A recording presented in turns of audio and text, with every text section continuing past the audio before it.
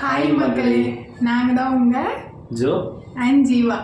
இன்றைக்கோட video என்னென்னு பார்த்தீங்கன்னா ஆடி 1 special தான்.